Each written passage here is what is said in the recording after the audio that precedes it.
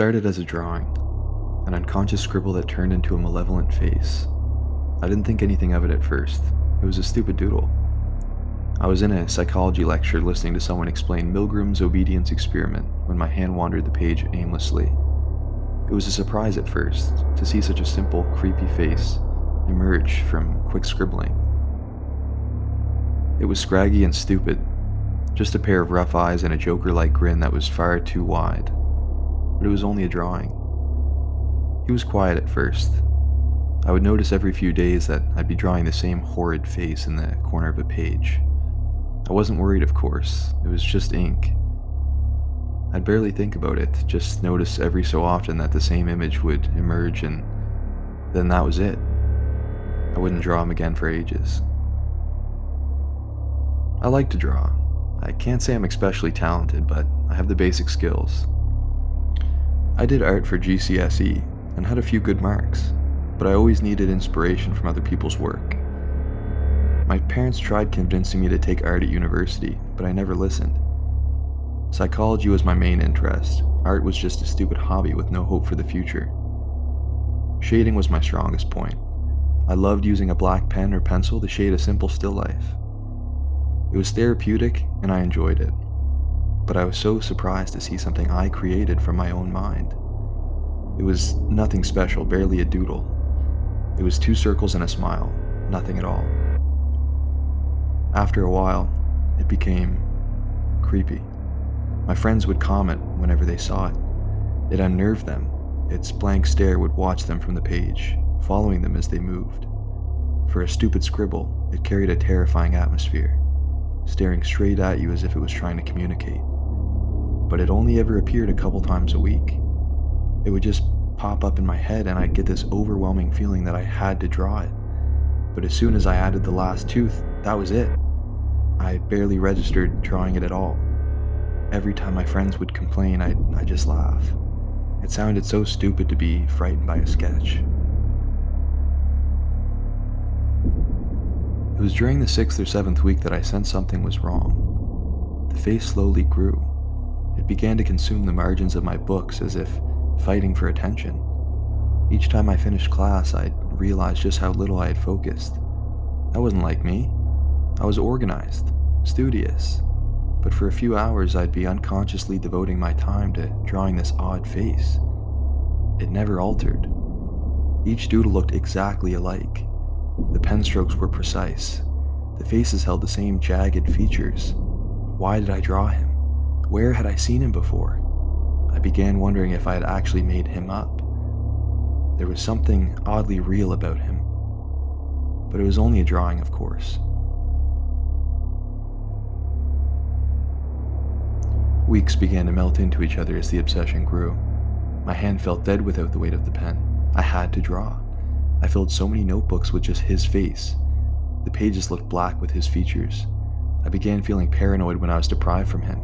I couldn't think straight. It was like my own thoughts didn't belong to me. That was when I realized he was something more. He was whispering to me. This thing I craved was actually alive and inside my head. We'd speak to each other whenever I was alone. In public, he'd speak and I'd listen instead of talking to someone real. My mind was clouded. I knew the rational response was to question it, but I couldn't. His voice was eerie but comforting. I'd only realized the insanity of the situation when he was quiet, when I was alone. I panicked. So many questions ran through my head, but they'd disappear every time he returned. Every day I began to see his face everywhere I went. Logos, smudges, other people's doodles. Everything molded into the shape of that strange face. I felt panicked at first, but there was a relief in seeing him. I felt so much pleasure whenever I finished a page and stared at the many faces. It felt like an achievement, creating colonies of him in my books. It scared but excited me. This unnerving figure haunted me daily. He was everywhere. He was in my head completely.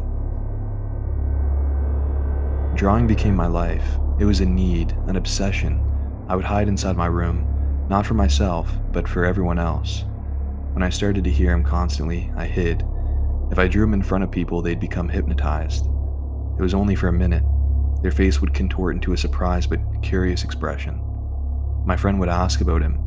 They wanted to know where he came from, if I had created him for a purpose. The concern they originally felt dissolved into curiosity, and I was afraid they'd start drawing too. I could see the interest rise in the people I loved, and so I stayed away. I couldn't let him take them. I couldn't let him consume anyone else. My parents rang so many times, but I had to ignore them. As soon as I noticed their faces drift towards his, I knew I had to be alone. I had to cut myself off from the world to keep control. It was so difficult. I could feel his rage. I could feel his need to grow. Whenever I needed food, I ordered online. I needed to limit my interactions with others and lock him in. Sometimes when I was tired from fighting, he would move a hand or jerk my chest. It was terrifying, but I stayed in control. I couldn't let him out. Even whilst outside, my hand would twitch. The absent pen was like a missing limb, a phantom addiction that would never cease. I had to leave my room on occasions for him to stretch his legs. I tried to take him to secluded places. I didn't think he'd appreciate it, but he did. Our trips would strengthen him, but they also meant that he'd loosen his grip on me for a few days out of gratitude. A strange relationship began to grow between us.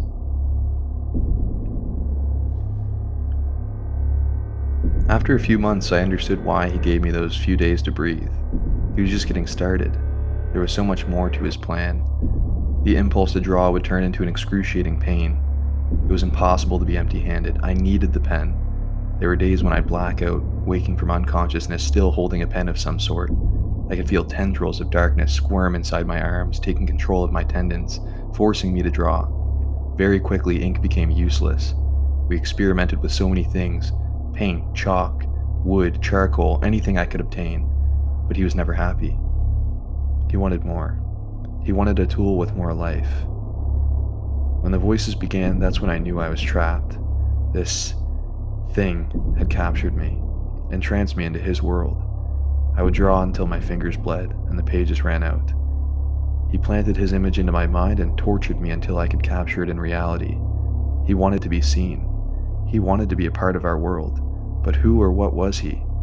I never knew what he wanted, and I'm not sure that I ever truly found out. The blackouts went from days to weeks. Instead of pages of ink, they were pages of blood. My hands would be scratched and sliced, bleeding constantly. They never healed. Each time they scabbed over, they'd be ripped again. He loved working with blood. My nails had somehow grown into claw-like razors covered in my shriveled flesh. I never remembered the moments he took over. I just remember waking up in intense pain. The first time I awoke from a blackout, I screamed in horror. The room was covered in my blood, in his face. Blood-splattered knives lay about the floor, each one dulled from the night he spent with them. Each time he never went on or above the wrists. Never hurt anything other than my hands. He couldn't risk hitting an artery. I'd spent so many hours crying, pleading him to leave. He would only reply with, "Show me." Show him what? Himself? I never understood what that meant until one of our last trips together. One night, sitting on an empty train, I stared through the window, wishing for it to end. As the conductor made his round, he would suddenly yell, "Show me," inside my head. It grew louder as the conductor moved closer. Then I realized, he wanted me to show him off again. He wanted me to draw him in public like I had during my lectures. He wanted to grow. The horror of that sudden realization gripped my chest with iron claws. I couldn't breathe. I couldn't speak. As the conductor found his way to my seat, he asked if I was okay. Clearly the horror was plain on my face. I clenched my hands, feeling the woolen gloves scrape my flesh wounds. Luckily, I had thought ahead and my monthly ticket lay beside me. The conductor looked between me and the ticket for some minutes. The face materialized in front of my eyes, contorting the stranger's head into the scribbled features. I pointed at my ticket and laid my head against the window as a sign to be left alone. The conductor sensed my anxiety and left the carriage after scrutinizing the ticket a final time. I heard him speaking to the driver soon after. He was concerned for me and was told to keep an eye out. They even considered asking for the police at the next stop, but I'd already be gone by then. As soon as the train doors slid open, I ran. I ran as far away from people as I could. I ran until my legs couldn't carry me. All the while he whispered inside. There was no pause, no silence, just a never-ending scream for him to be shown. I sobbed for hours listening to him shout and demand the drawings. I was in some sort of field behind the town. I traveled as far as I could and stopped through sheer exhaustion. There was never a chance for me to rest with him there. Even after the blackouts, I felt like I hadn't slept in months. The crying had weakened me, and he suddenly took control. My legs began walking towards the houses, but it wasn't long before the obsession took over and he gave up. He would have preferred to have been drawn in town, but the field would have to do until then.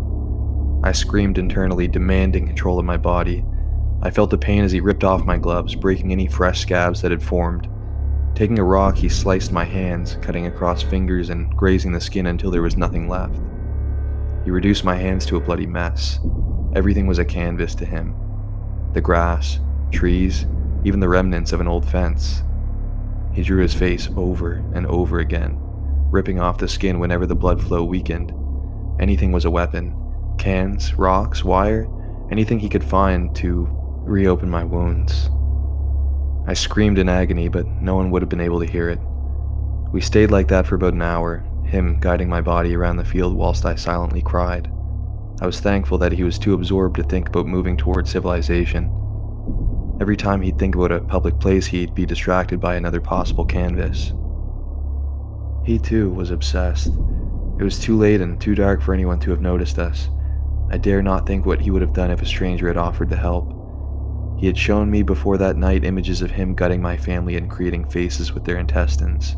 It was one of the reasons I decided to isolate myself. Because of him, I had a desire to kill that I battled with every day.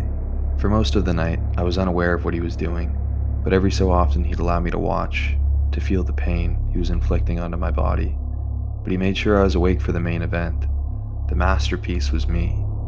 Sitting on the grass, he lifted my shirt and cut. My chest became a canvas as he scraped his image into me. He was carving himself into my flesh, branding me as his. Blood flowed constantly, covering the ground below. Muscle began to protrude as he sliced deeper, finishing the final details. My body ached all over. The pain radiated through every nerve. I cried and screamed and begged for him to kill me, but mercy never came. I just writhed in pain, hearing him laugh maniacally. Once my body grew weak from the blood loss, he let me go. He gave control back to me. He drifted to the back of my mind, allowing me to rest. I lay on the grass for hours, covered in a pool of my own blood. I was so tired. I was scared to sleep, but I couldn't help but drift off every so often. I was so weak. He laughed at me, proud of his masterpiece, but he wasn't finished. I knew that. It had to be stopped somehow. I had to be stopped. I heard a faint rushing sound in the distance. Water. Raising my head, I could see the tall banks of a river's edge. Without thinking, I carried myself off the ground. I had hardly any strength, but I was determined to walk.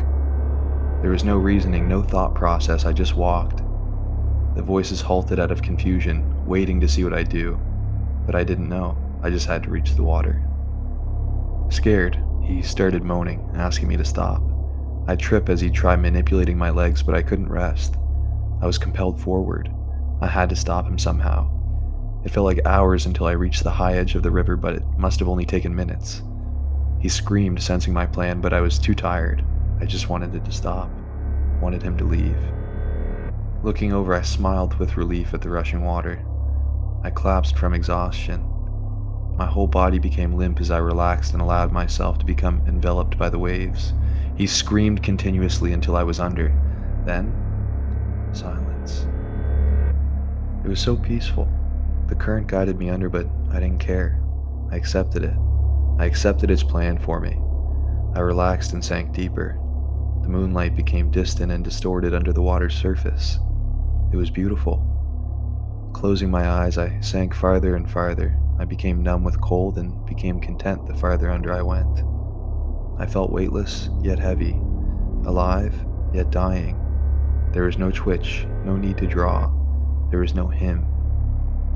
Concerned for a moment, I opened my eyes. Above me was a black cloud dancing in the water, a dust so fine it looked like charcoal powder. We spent so many nights capturing his image in charcoal. It swayed slowly, forming a larger silhouette. It was him. Rising to the surface, the formation distorted itself into his face. He smiled and waved with a non-existent hand. As I fell, he fought the water and rose. He finally left. I was alone for the first time in I don't even know how long. Satisfied, I closed my eyes and let go.